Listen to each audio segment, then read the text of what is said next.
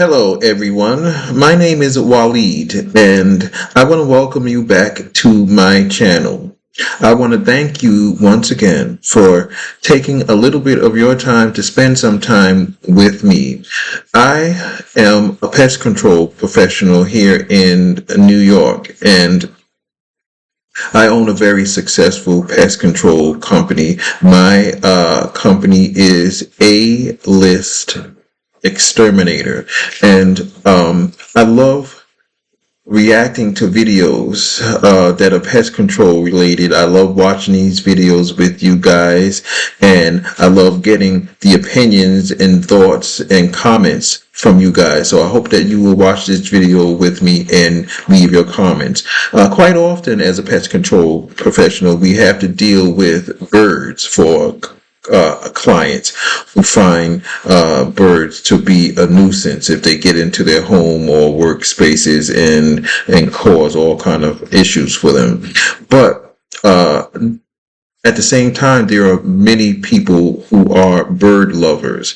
And one of the questions that I've always had, and I wonder if you thought about it as well, is where do birds go during severe storms?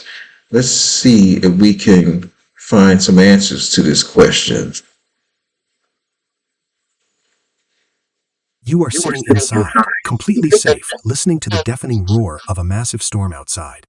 Wind is ripping shingles off roofs and tearing branches from ancient trees. And then it hits you. Hours ago, a tiny cardinal was perched at your bird feeder, a creature weighing less than a handful of pocket change, now somewhere out there in a weather system powerful enough to demolish concrete buildings. Where did it go? Did it survive? What backyard birds actually do when the sky falls is something most people have never considered. And the answer defies everything we assume about fragility and survival. For decades, ornithologists tracked migration and nesting behavior, but extreme weather survival remained poorly understood, too chaotic, too fast, too small scale to study properly. Only recently, through micro-GPS trackers and advanced Doppler radar, have researchers uncovered exactly what decisions birds make in the moments before and during a violent storm. What they found is this. These tiny creatures possess an ancient, finely engineered storm defense system that outperforms anything human technology has built.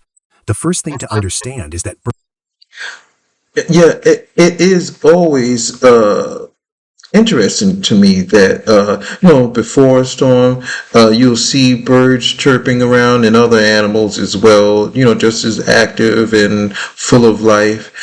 And during a storm, of course, they're not around. But not long after the storm has passed, amazingly, the birds reappear, chirping and full of life and full of energy, as though nothing ever happened. Very interesting. birds never get caught off guard.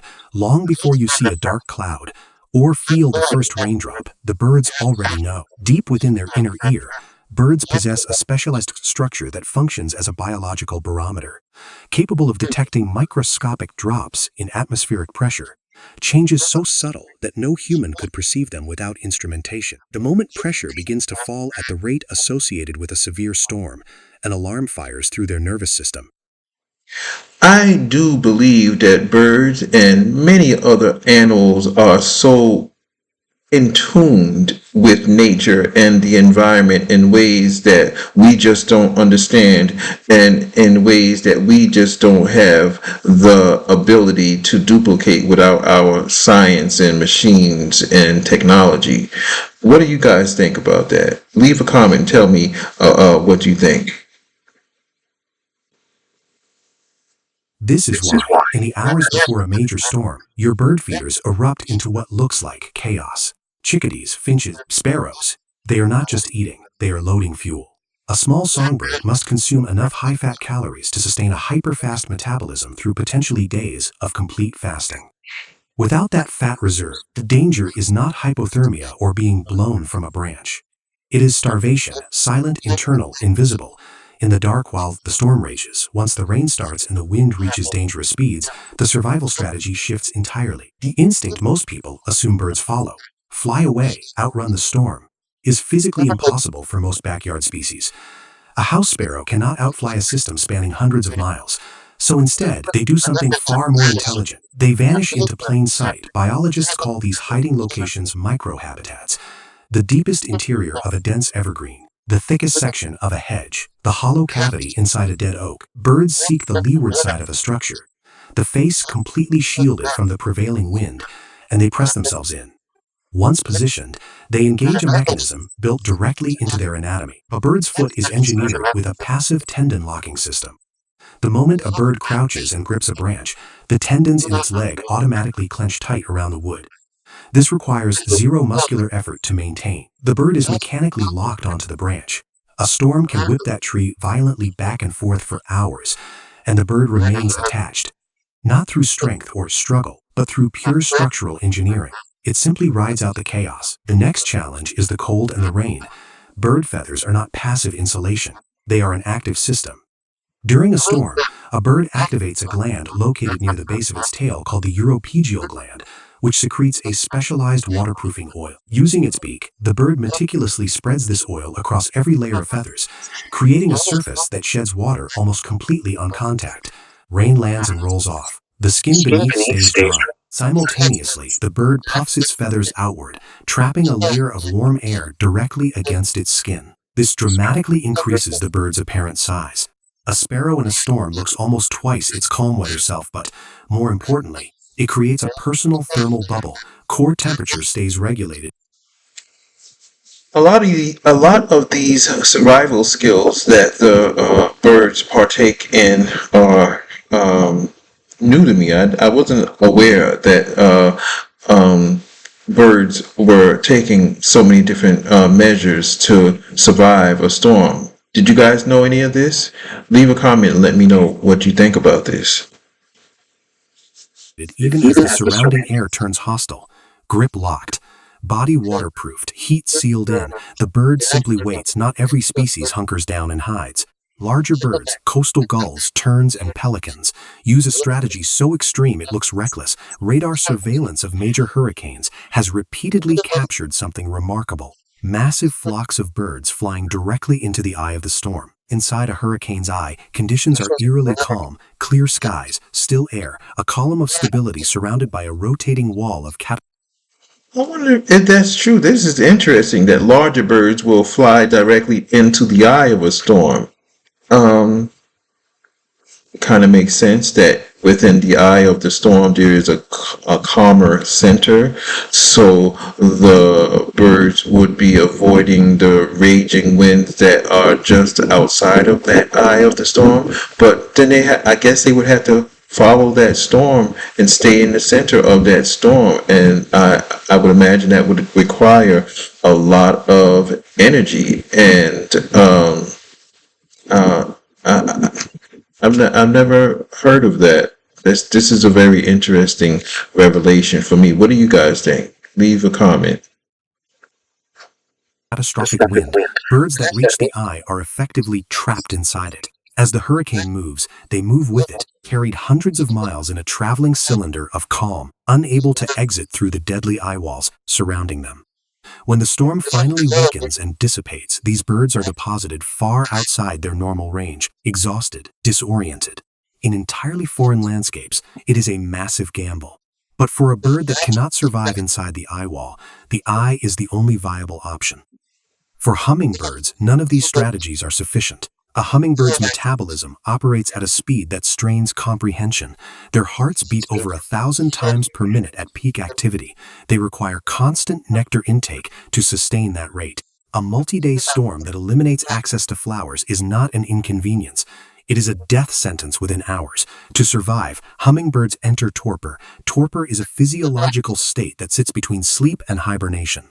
The bird hangs upside down from a branch, lowers its body temperature dramatically, sometimes to within a few degrees of the surrounding air, and drops its heart rate from over 1,000 beats per minute down to fewer than 50. Breathing slows to near imperceptible.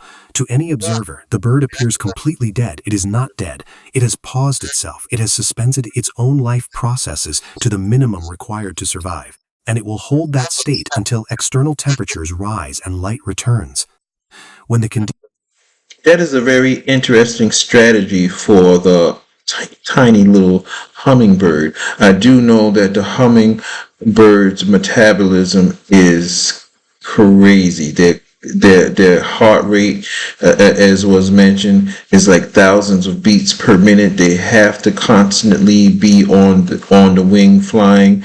They have to constantly feed on nectar. So the only way that they can survive is to completely shut themselves down, to stop their whole metabolism, or they would certainly die of starvation for sure.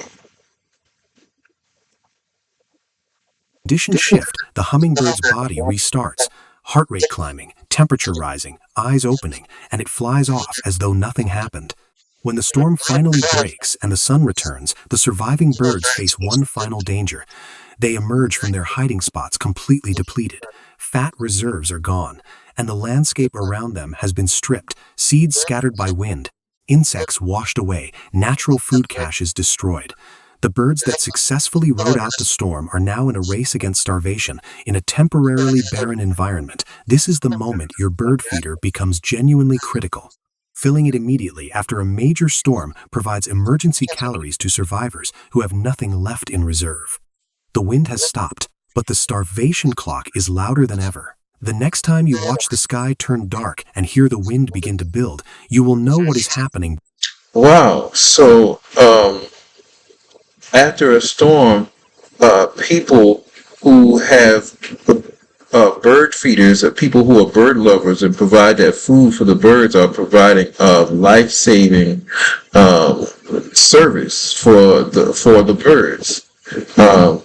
I bet you that if you are a bird lover who feeds the birds, that you didn't realize how much of a life-saving service you were providing for birds after a storm.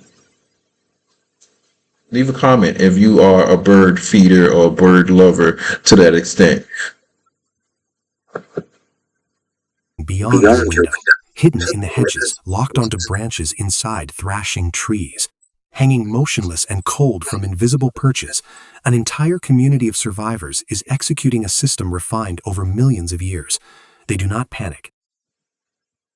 Well, once again, I want to thank you for taking a little bit of your time to spend some time with me.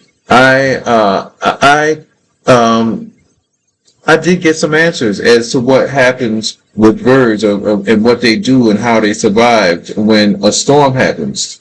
Did you learn anything? Leave me a comment and tell me if you learned anything about the habits and the behavior of birds during a storm. Thank you so much. I love you guys. I hope to see you again. I would love to watch another video with you guys. Take care. See you guys soon. Bye.